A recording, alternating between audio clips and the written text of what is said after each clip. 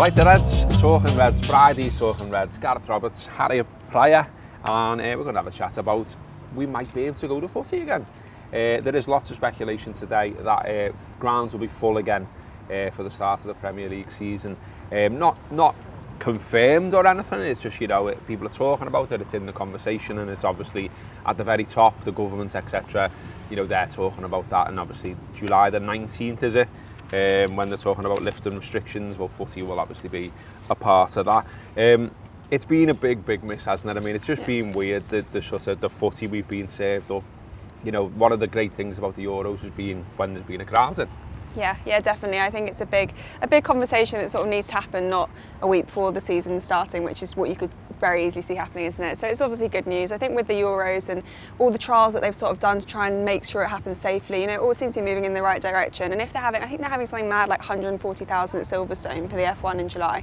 So if they're having that many people and they're doing that many events and it's still going sort of relatively well, then I wouldn't see why we couldn't have fans back at the Premier League and more than 10,000. Because I was lucky enough to go and it was 10,000. It was amazing, but it still felt a little bit clinical, and you didn't have anyone next to you, and it wasn't sort of the same sort of vibe. And I think watching it on TV with no fans and that fake crowd noise, I can't have that anymore. Yeah, it was all a bit grim, and it was sort of it took away what football was about. I think for a lot of us, in that it's something you do together. Yeah. Like when I go to Anfield in ordinary times, I'm sitting next to one of my best mates. We've got our little routine about a pint before and after and where we go and the whole thing, and all of that's been taken away, and it's just been replaced with, as you say, pumped in crowd noise.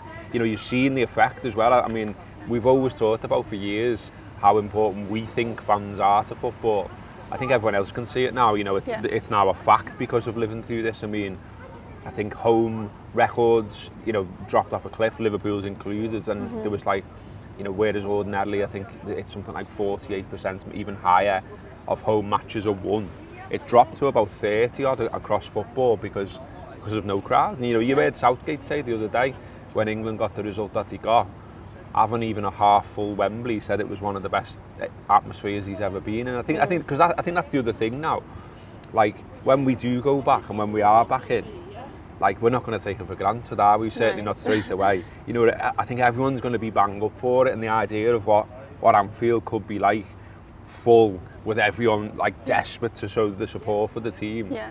It could be brilliant. I know, and I think everyone was saying, it's really hard for every single team. Everyone's in the same situation. Not a single team had fans, but it did actually sort of help some players and some teams like Everton. It sort of did help. Yeah, exactly. And they were playing without the pressure that their fans instantly get on their back. We know that the opposite is true for Anfield, and I think it was interesting because at the start it seemed like, from some of the stuff I've read, the home advantage was still kind of intact and it was a bit novel, wasn't it? And we didn't really mind watching at home because the football was on, so it was it was sort of fine. At least we were still getting to watch football, and the longer it dragged on, we got more fed up with it. The players definitely got more fed up with it, and they suffered as a consequence. And Anfield was just, it just became like a neutral ground, didn't it? We lost 6 in a row there, which is just mad. And if fans were in the ground, I don't think that would ever have happened. No, right. Because they wouldn't have got away with it. The players wouldn't have been able to just give up after 60 minutes when they were 1-0 down. It just wouldn't have happened. We wouldn't have let it happen. So it is really exciting. I think it's going to be great for all of us and great for the players to have us all back in the ground. And I just can't wait to be back there, and hopefully, week in, week out, being able to support the team, not from the sofa when we really can't do that much. Yeah. Fingers crossed that's where we end up, because whether you do go to match or not, I think everyone can see the difference it makes to the sport we're watching, and it's all being a bit flat and a bit crap and not what we used to. So yeah, as I say, fingers crossed. Other stuff going on since we last did the Talking Reds. Well, obviously Rafa has now been confirmed as the manager of Everton.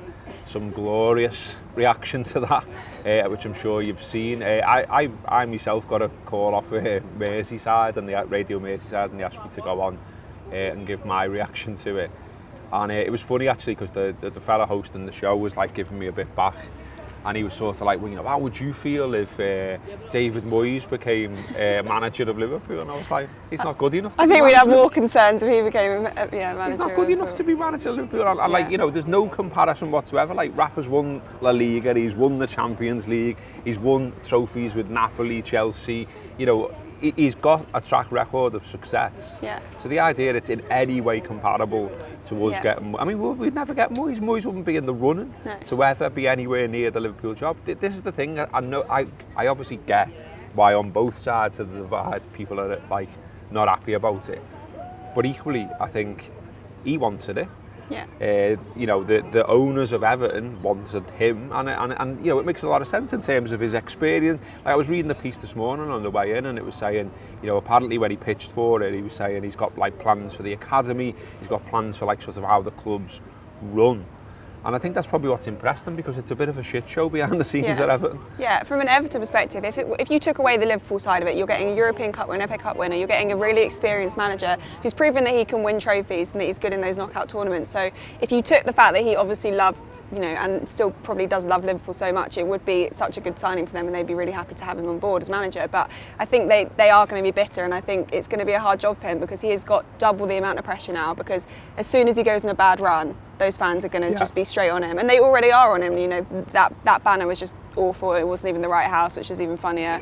I mean, there's just like there's so much going on, so much criticism on Twitter, and it seems to be like polar opposite views at the moment. You have to be completely on board or completely, you know, angry about it, and I think you can fall somewhere in the middle, and that's how I kind of feel at the moment. Like, it's not nice seeing him in an Everton scarf, is it? It's a bit weird. Like, you don't know, no one wants to see that, but I think you can think that and not be like, oh, his legacy's ruined. I can't appreciate everything he did for us, because we have one of the best nights of our lives because of him and what he did as a manager. So yeah, from my perspective, I kind of fall somewhere in the middle, but it is strange, and you know, he's going to have a hard job in his hand. And I think he knows that. I think that's why talks went on for so long, because they must have had a lot of conversations about how they were going to get the fans on side and how they were going to manage them. Or maybe they don't really care. They'll just see what happens. He's kept Big Dunk as well, hasn't he? So, you know, that's the main thing, isn't it? He's also got experience of winning the championship, so fingers crossed. Hope you don't win a single game, Rafa. Love you, but you know, I still hate Everton. I still don't want Everton to win a single thing, not even a knobbly knees competition. So yeah, up the Reds. Hope Rafa fails in this particular mission, but I've got no sort of ill will towards him. He's still a great fella. Done loads with the City and won us a European Cup, so he's all right by me. And called Everton a small club, so. Well, yeah, and that's hilarious forever, and is in every single report that I've read about it. Talking about reports, then in the papers today. Manchester United have obviously signed Sancho, which you will have all seen. Plenty of fume about that. They are now being linked to Varane for 50 million, having already spent, 70 odd million on Sancho. This seems to have caused the annual crazy shit on the internet from some weirdos moment.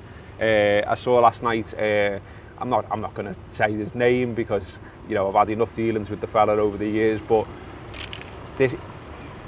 In his theory was, FSG is somehow being let off the hook because fan channels, which includes us, by the way, obviously, we don't get stuck into them because we want access.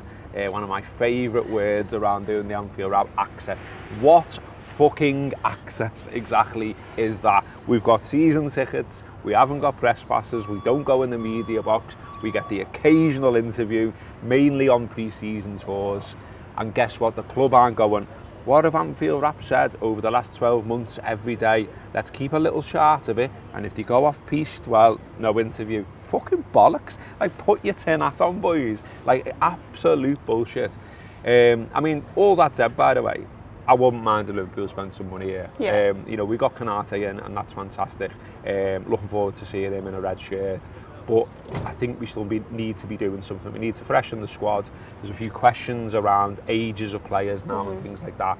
I think, you know, a hand does need to be put in the pocket at Liverpool Football Club. I think what's interesting about the Sancho chat is that everyone said, oh no, transfers are going to happen till after the Euros, and then, you know, England is still in the Euros. I know he hasn't been playing, and I think that's also interesting. You know, Southgate doesn't really know how to play him. Do you think Solskjaer's going to be able to get the best out of him and be able to? Crap.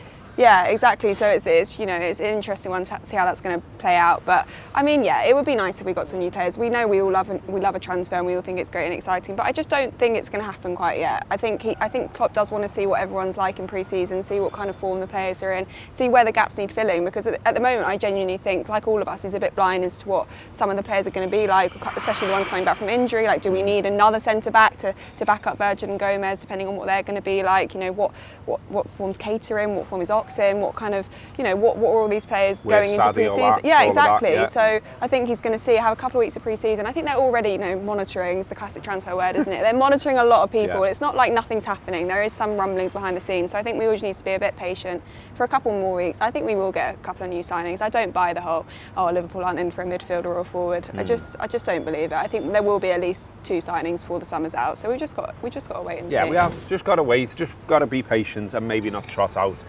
absolutely wild fucking conspiracy theories about people who just support Liverpool the same as you, mate. So yeah, knock that on the head. I'm sure someone will send that to him. Someone will know who I mean. Absolutely bananas. It would be nice if we had influence over the transfers, wouldn't it? Would it be nice if we did have access as well? I mean, like the Premier, like if you want to talk about the access one day, mate, Premier League won't give it to us because they've got this mad rule that if you only cover one club, as obviously we do, then you can't get fucking access. Access. Honestly, I just imagine him sitting there in his tin hat typing these tweets out, like as if FSG give one single fuck about what the Anfield Wrap are saying about them. Get a grip, la. Anyway, the Anfield Wrap is continuing to do its content across the summer. Loads of transfer speculation, as Harriet mentioned there. Loads of names being linked to Liverpool. We're talking about them all week on The Gutter with Rob Gutman, one of the most loved shows that we do. So get involved in that. All the targets assessed and talked about. We look at the stats. We look at what people are saying. We look at how likely it is and who the reports are coming from. All of that kind of gear. So get stuck into that. Get stuck into the video, the podcast, the writing on the website as well, theanfieldwrap.com, and download the app. Get some free tokens, get stuck into the premium content, and if you like it, subscribe. That has been Talking Reds. We've got to go because Sam has got to go and book a train ticket. He wants to go and see the new Diana statue. Up the Reds!